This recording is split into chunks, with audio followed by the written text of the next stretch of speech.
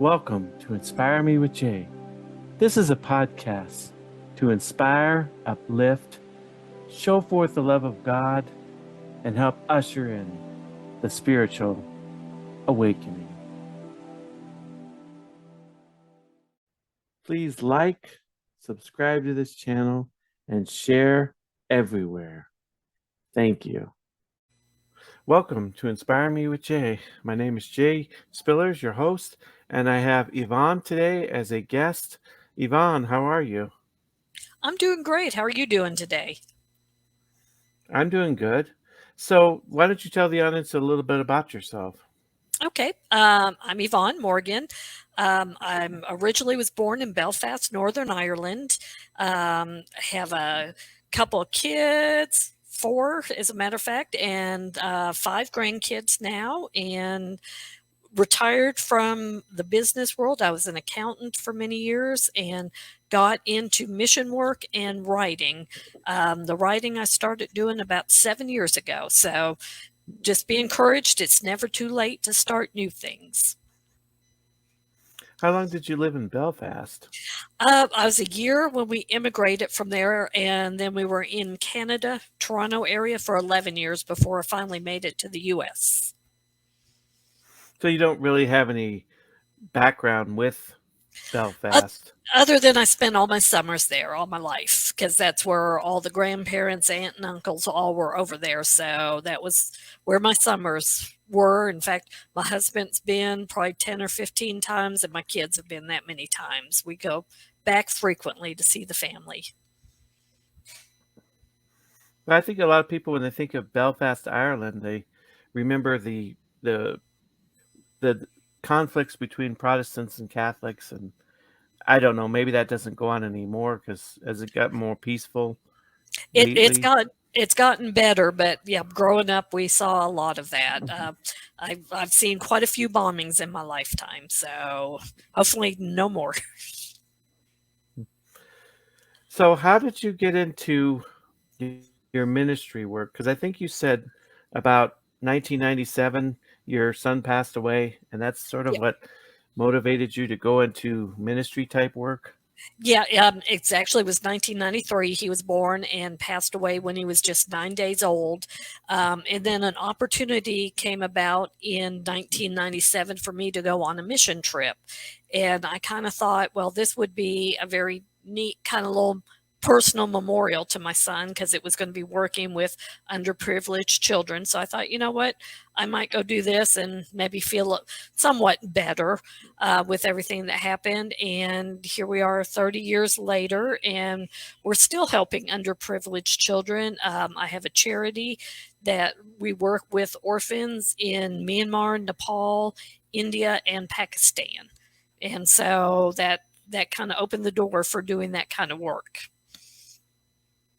So, are these like orphanages that you started, or did you partner up with a existing orphanage and charities? No, it's ones that we started. So, and we run them and we make sure they're funded each month. Our one in Nepal has about 25 children, and our one in Myanmar has getting close to 50 children there. And then in India and Pakistan, we just help with some feeding programs there for the orphans. But do you get most of your donations by soliciting from churches, or do you go more to individual people? Either. It's nice because churches usually you can get a bigger group together to help out, from within a church. But we do both. We are a 501c3. We Anybody that donates, it's tax exempt, so they don't have to pay tax on that money. So we do both. Right now, a lot of the donations are more coming from the private sector than through churches. And does it have like a particular denomination or Christian group, or is it just sort of non-denominational? Non-denominational, just because we've been in different churches through our lives, and we wanted to make sure this was more open to no matter who, as long as they're of the Christian faith. Is it sort of all encompassing where you do like spiritual counseling and, meet the physical needs, food and Yes, emotional care and stuff like that. yep. Yep, exactly. Because these kids generally come from very difficult backgrounds. The ones in Nepal, a lot of them family, we got them off the streets because there was the threat of them getting into human trafficking, or in Myanmar, war and different situations cause a lot of the orphans. So we get them because of those type situations. So they take a lot of counseling, which is all done on the local level with local people running them. We fund them from this side, go visit when we can, and then we have locals, though, that run the organizations over there for us. Is it sort of like Compassion International? Because I know Compassion International, you'll sponsor a child, and over 90% of the money that you give goes to the child. There's a similar one that's probably more well known. I think it's called Save the Children or Yeah, something there's like different. that. But It, it's very it's similar. Yeah. Yeah, it's similar, and 100% of what we get goes to the children. We don't we volunteer and do this as our spare time, so we don't take any of the money. It all goes to help the kiddos. Well, does it have like a specific adoption program where you're like giving to a specific child, or are you just giving to the ministry general? The ministry in general, just because, especially like Myanmar, their internet is regulated by the government, so they can't get emails back and forth. We have a way that we do it, but to try to connect a person with an individual child would be very difficult because the governments are not friendly to the Christians. So we have a hard time making that connection. So when somebody donates, it does go for a child, but they don't have that communication back and forth with the child. Well, I think wasn't Myanmar, didn't it become like a military dictatorship or something? And it used to Yes. be under a different name a few years ago. What was Back the quite, original yeah. name? Burma. It was originally Burma. Burma, that's Uh, right. Yeah, and then Nepal, or excuse me, then Myanmar, once they had a coup back about 15 years ago, and then they got a civilian government in that was much better. That's at the time we got to go visit. And then about 2 years ago now is when they had another coup, and it's all run by the government and very closed down. So it's been a challenge the last couple of years. Does the government come from a particular ideology like communism or fascism, or is it just sort of a general authoritarian Or type just a thing general without a authoritarian. yeah. Yeah, yeah, they just want to Yeah. control everything. So, and the country was really starting to open up a lot before this coup. When we would go, like Marriott's and Hilton's had built hotels, and it was really starting to prosper as a country. But that's all gone now. You can't go there. I'm sure all those buildings have been taken back over by the government. It's a sad situation. In terms of ministry work, you do the orphans. What other kind of things are you involved with? Well, what that ended up leading to is I started a writing career about 7 years ago. Because we had done all this mission work for all these years, and it just seemed like it would be a very natural thing to start writing the stories of some of the things we've seen and experienced when we were doing this work. And that led to my first book, which is a memoir, kind of all about the first 20 years in our mission work. And I thought, well, okay, that'll be great. I'll have done one book and I'll be done with it. Well, that didn't happen. We ended up, I've written this, the one that just got published this last week was number 6 in my book. So my first 3 are nonfiction, Christian works. One is, besides the memoir, is a Bible journaling book. Another one is a Bible study of First Corinthians. And then I did 2 children's books, all with Christian themes. And now I've come out with my first full-length Christian novel, so called Gypsies for God. Are you looking for a devotional that will radically transform your walk with Christ and revolutionize the world at the same time. Check out my latest book, Walk as Children of the Light.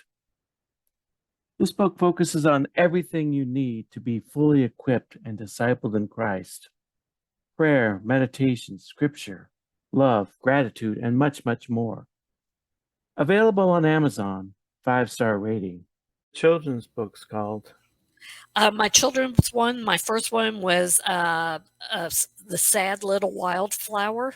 And it looks at learning to accept ourselves, especially for children, the way God made us. So it follows a little wildflower that is born, and she wanted to be a rose, but she's a wildflower, and she struggles with her identity, and so ends up learning that she is the way God made her, and she has a purpose in life. And then the second one, Bible, and it's a rhyming book where it looks a bit. For example, A is for angels, and it goes through and it looks at each letter with a Bible reference. And like I said, it kind of rhymes throughout the whole book. And you had a Bible study one. Is that just going through and asking questions, making different commentary on parts of 1 Corinthians? It starts out with 1 Corinthians 13:13, faith, hope, and love, and the greatest of these is love. So it does an in-depth study of what does biblical love look like? How did it look? How could we see it in the Bible? How does it apply to our life? And it looks at each of those: love, faith, and it just goes into depth to help us understand how we can apply all those principles to life for us today. So it's And the other one was go ahead. And the first one was it's a little prayer Bible journal called and it came about through COVID, with being stuck at home like all of us. It was I wanted to do something, so I wrote prayers each day on my Twitter account, and then I had a publisher approach me about doing a Bible journal. And so we took each of those prayers, and it's called Rest in God, and it's got about 100 prayers in it, matched up with Bible verses and places for people to make notes, just to help us as we struggle through the various difficulties that come about in our lives. And then the first book was called Turning Mountains into Molehills, and that is looking at our 20 years in mission, looking at the different countries we've visited, and all the different things God is doing on the mission field across the world. So a variety. So do you actually teach in your church? I do, and I also go and do conferences. I've done a couple conferences in Myanmar while it was still open. And now here lately I've been doing some. I go and teach at a church in Kenya. I go there in August to teach again, and then at my local church. And I've had a few other speaking engagements at other churches. So yes, I enjoy speaking to groups. And the nice thing, can either look at the mission side of things, like the mission work side, or talking about writing, or I've done several different the conferences just about deepening our faith and ways to make that happen. And you do a lot of blogging too. Yep, I blog. I have a weekly blog. That blog is also called Turning Mountains into Molehills. And that just looks at a variety of ways of deepening your faith and different struggles we all go through, and how we can, we can use those struggles to find a way to point people back to God. And I enjoy doing that. And the name comes from my husband came up with one time, said something that stuck with me. As we go through life, we look and we see these troubles ahead, and they look like these giant mountains. But, when we give our troubles to God, we can really see how he can turn our mountains into molehills. So they're not nearly as bad as we were expecting them to be, and he helps us get through them. Is one of those areas that you help people struggling in is people who have lost a child or a loved one in general? Not in general. It's usually broader than that. I have worked with people one-on-one, and that's, have lost children. So that's more, it's hard to write the blogs for those just because it's such a personal thing. So I like to deal with those more on a one-on-one situation. So the blog, I keep a little more general.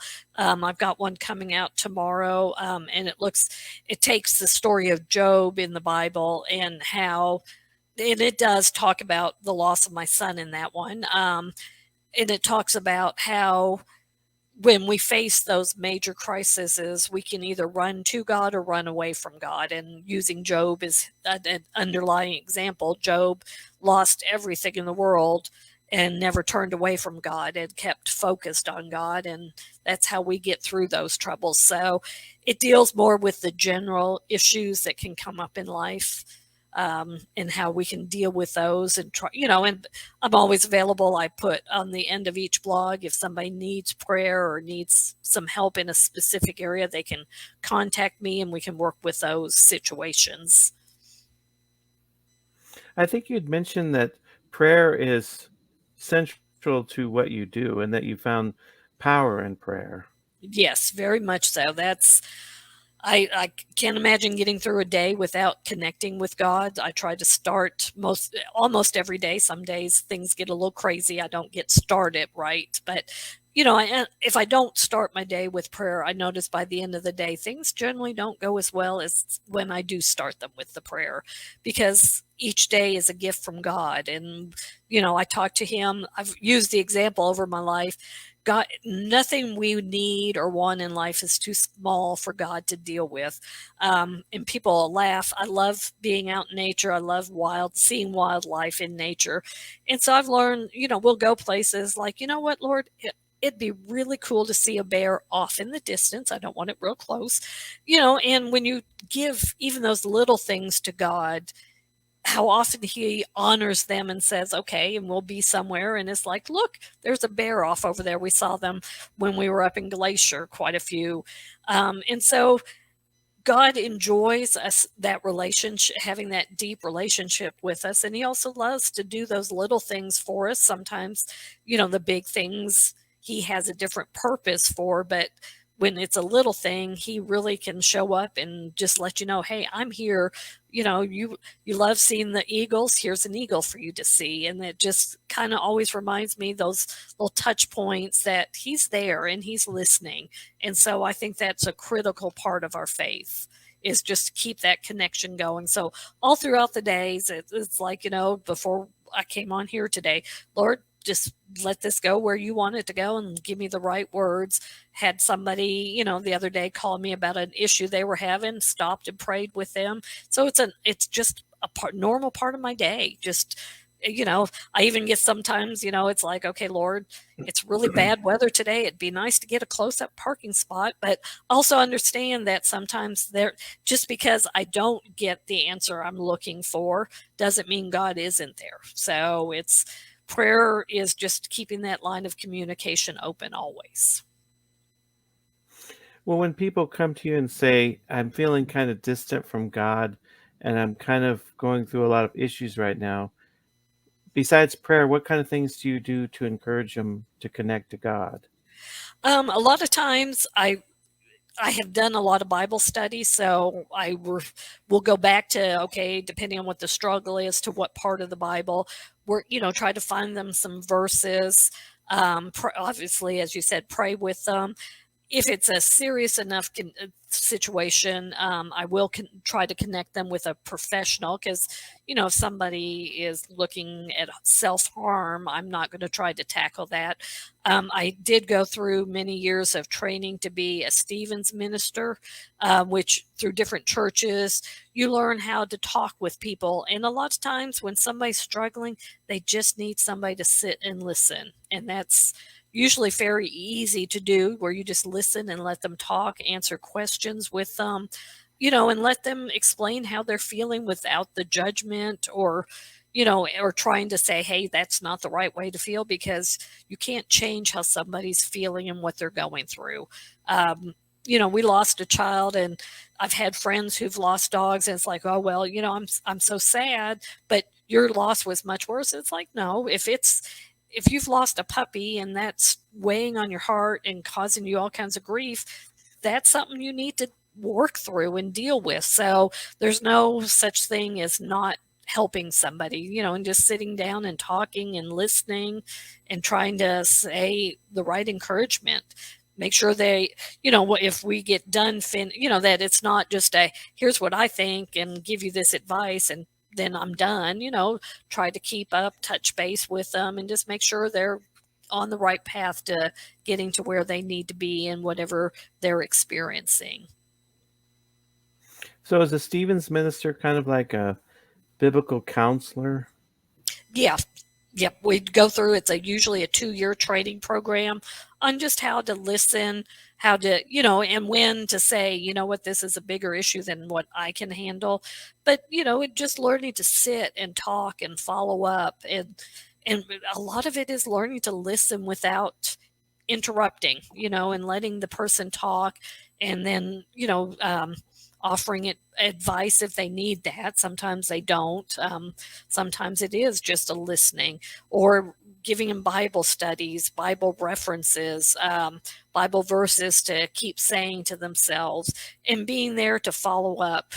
As a lot of times with the Stevens ministry, you're assigned a person and you might walk with them on the road for months or years as they deal with whatever the situation is that has brought them to this point in their faith.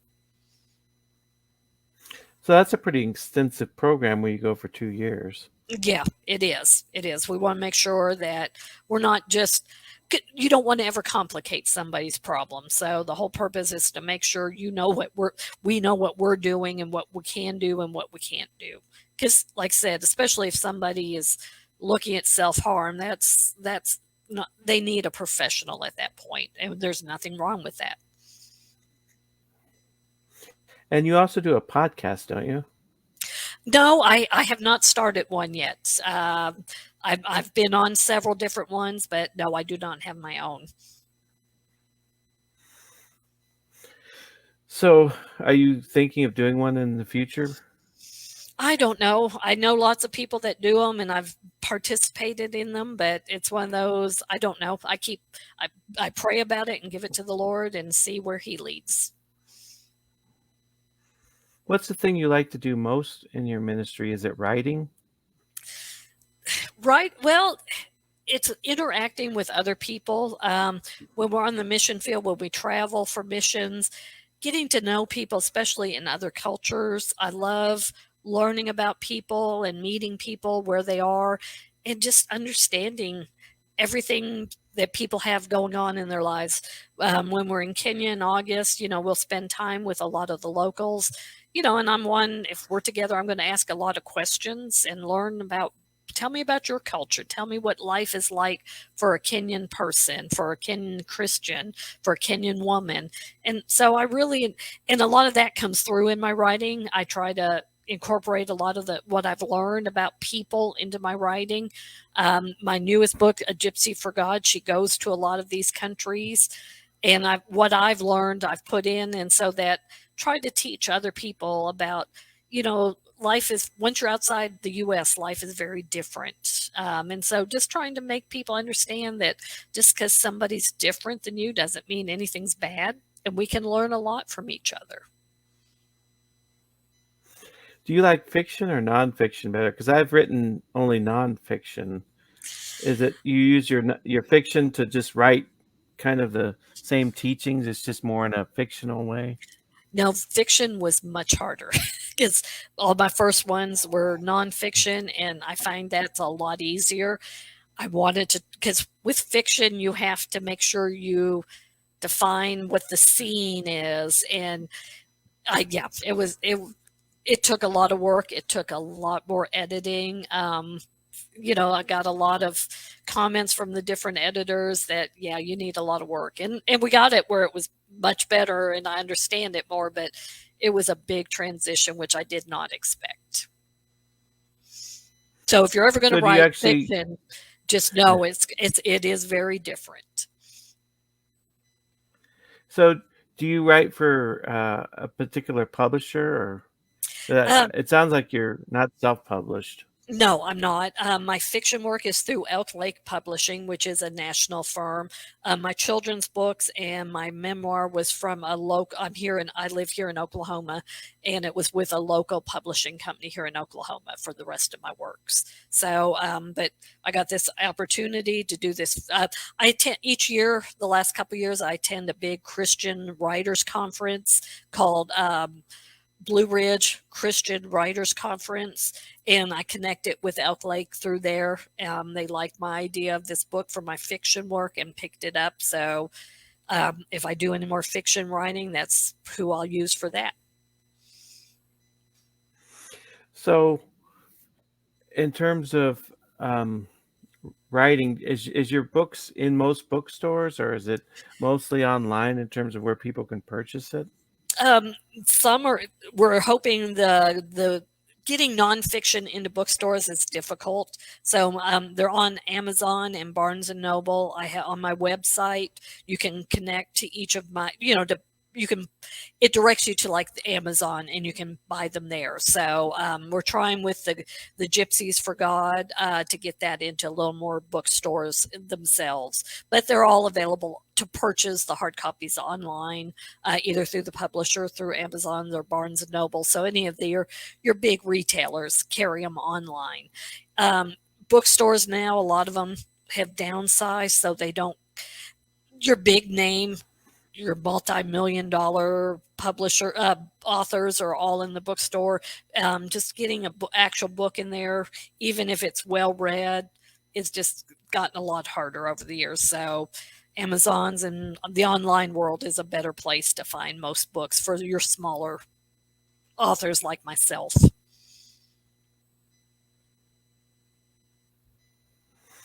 So, is the easiest way to reach you probably through your website? Yes. And that's, I think you have it up there. It's Yvonne-Morgan .com. And that's the best way, because you can read my blogs there, you can see my books there, you can read about me, and then you can connect with me. And then it also will link you to all my Twitter, all my social media feeds. So that's one of the better ways, I think, to connect. What is like one last word you'd like to leave the audience with?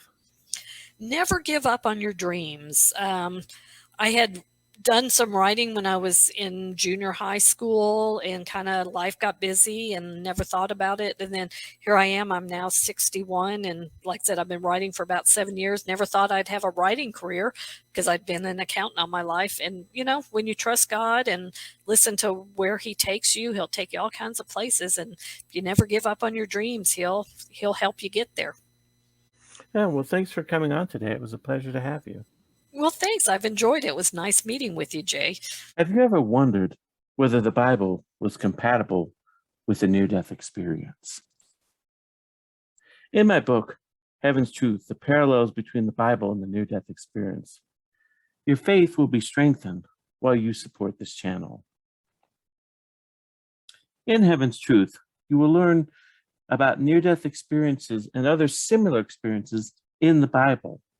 Support for the Bible contained in NDEs, a central theme that runs through both the Bible and NDEs, how the NDE brings the Bible to life for these modern times, evidence for both the Bible and the NDE, and much more.